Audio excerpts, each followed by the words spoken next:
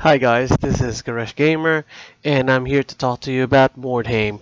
Now, if any of you guys have ever played any tabletop games such as Warhammer 40,000, Warhammer, Gothic Fleet, Armada, or even Mordheim, then you'll probably be at home with this.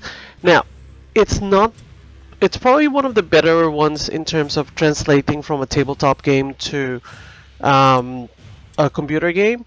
You do start off with a good warband, as you can see here. There's a bit of a things that we can talk about, which I will talk about later on. So, first up, if you ever played this game, I'm telling you now, regardless of what you've played before, this game is brutal. And I actually had to cut and paste a lot of the things in the actual gameplay because it took that long. You really need a lot of planning. In this case, look, I am using a trainer, so it does actually help to have a trainer with this game. I can tell you this now. You can actually play it, but I can tell you now, it's pretty brutal, and frankly, sometimes it's not actually fun because you will get frustrated. I know, I mean, I played the tutorial and even that frustrated me. Now, one of the things that I would say here, you always start with the other team actually starting, and when that happens, it gets really annoying. Like, I know you do need to have a plan. I know you need to actually work on looking through the maps and trying to figure out how you are, where you're going. But I can tell you now, even on the map, when you're looking at the map top down and then you go into 3D mode, it gets really darn confusing. You don't really know where you're going at. I have unlimited moves right now, so I can actually go around and explore the map a lot easier. But you don't actually have that luxury in the game. You do only get a certain amount of moves, and if you actually go moving around and to dead ends, or if you actually get ambushed, you're pretty much stuffed. Your character itself, you only get a few people. I'm lucky enough that my actual warband has been upgraded a little bit. I played this game maybe about 4 or 5 hours. I haven't even actually got ahead of Act 1, but I can tell you now, even there, even with the trainers, you get a lot of you do get a lot of frustrating attacks. I mean, and I'll show you here in our actual video. One of the things I like with this thing is how you can loot other things. So it gets frustrating when your character actually loses stuff from the enemy. Thankfully, because of my trainers, and yes, I know I am cheating, but frankly, I don't really care. This thing is darn brutal. That, you know what? It doesn't matter if you use a trainer or not, because if you do the wrong thing, you will lose. Now, one of the things that really frustrate me in this one is you really have to be on top of the actual things like weird stones and all of that, which by the way is one of the other currency apart from gold. You do need to collect a certain amount and ship it off to your sponsors, otherwise apparently they kill you. I haven't had this done because I was able to go through the actual game without having any problems with collecting weird stones. But I can tell you this now, the unlimited moves, it really helps. Now, here's one of the things I was actually want to talk to you guys about, because the people can still counterattack you, so you can't actually have unlimited health, because if you do use unlimited health, it can go against you. Now, as you can see here, regardless of what you do, if you keep attacking, if you keep attacking the same guy, they will attack you back. They will counterattack, sorry. And as you can see, I got stunned. Now, because it actually automatically goes to the enemy, if you don't deactivate your trainer options, you actually give the enemy the unlimited moves and the unlimited attacks. And when you're already stunned like this, you're pretty much stuffed. Look,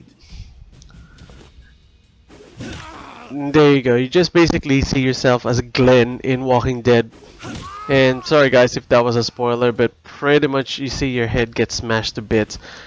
It's the same with the other people. That was pretty brutal because they used the mace, but I mean other people attack you with other things as well. Swords, knives, axe. And again, this is really frustrating for me, and I actually had to fast forward a bit of this because when you're actually moving around, when you're actually doing this thing, it gets really boring when you're trying to wait for the next person to do its turn, and especially with the AI. Activated.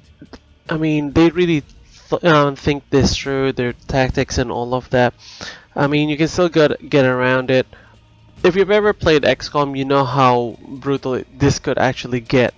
Now, one of the things that I found is the morale system. This thing is actually quite good in terms of you don't actually need to kill everyone, not like in XCOM 2 or XCOM where basically to actually win the actual map you really have to clean it out and destroy all of them. This one they have a root system where basically if their levels get to a certain amount and their morale goes down, basically you win. And we'll see it near the end of the video when I actually go against and kill most of the people.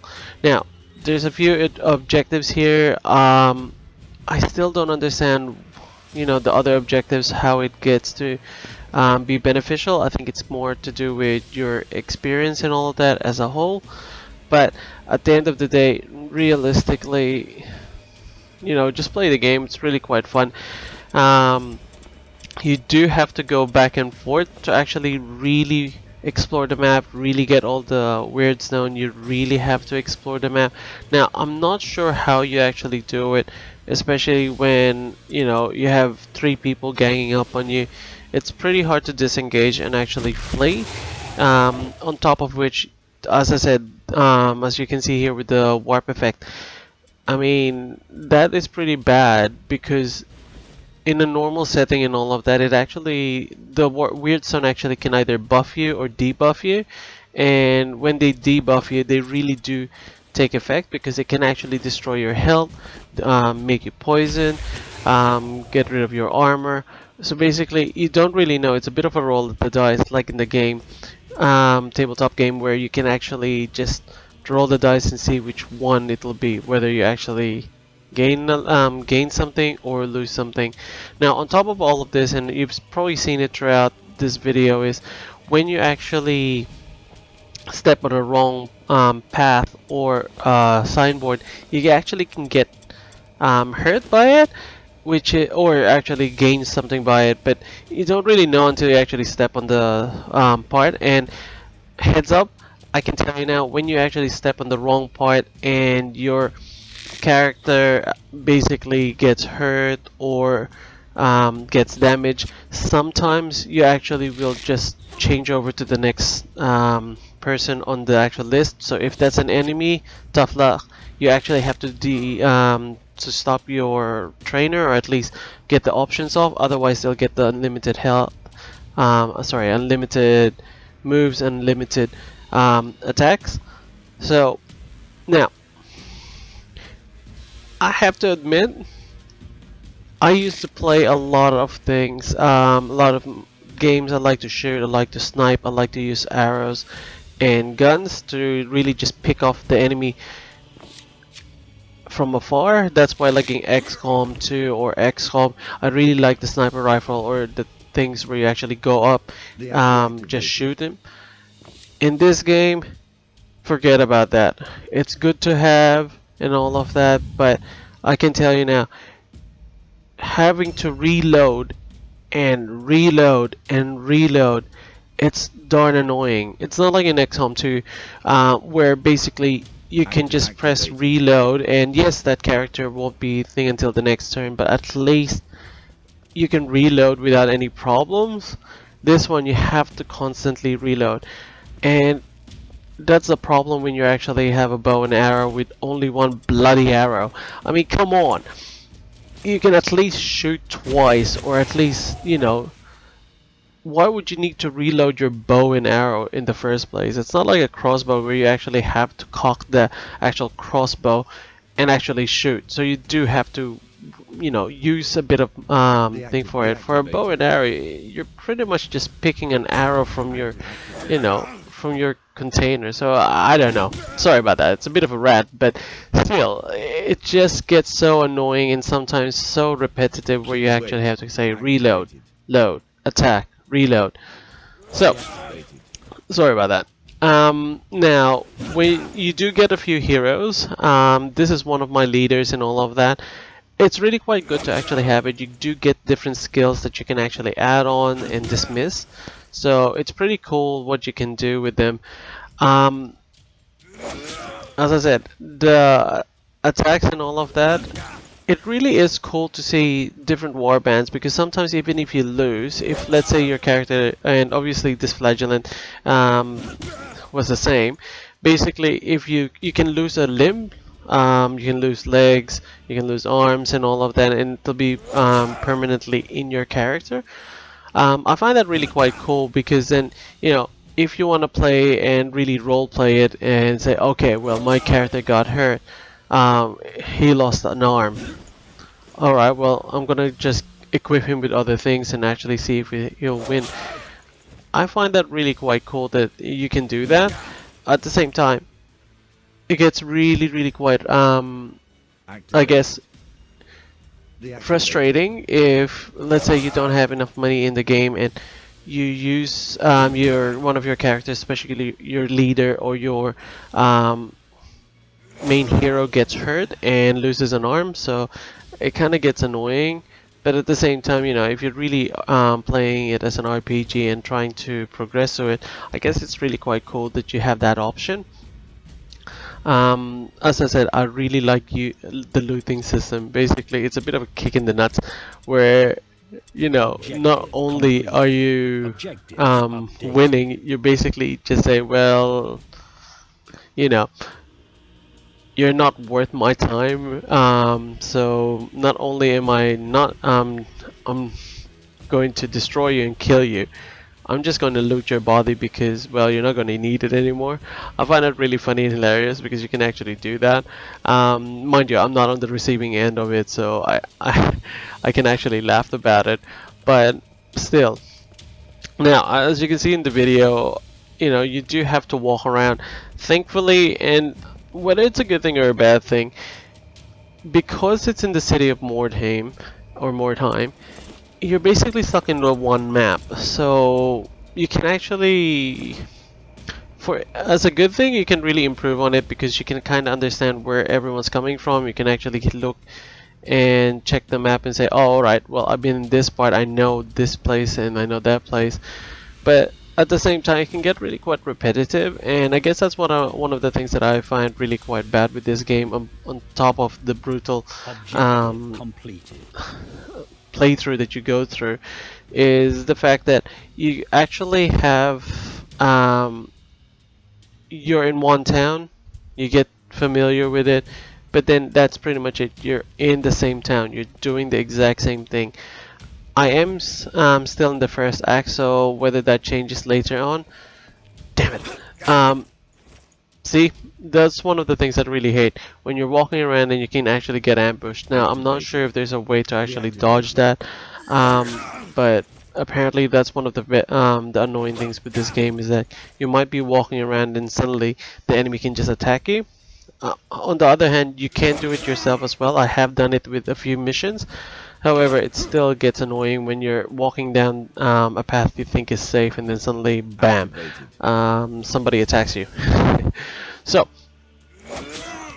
one of the things I would say to this is be very careful with your unlimited health and all of that, because you might actually end up giving the person unlimited health, and it gets very tedious trying to attack them.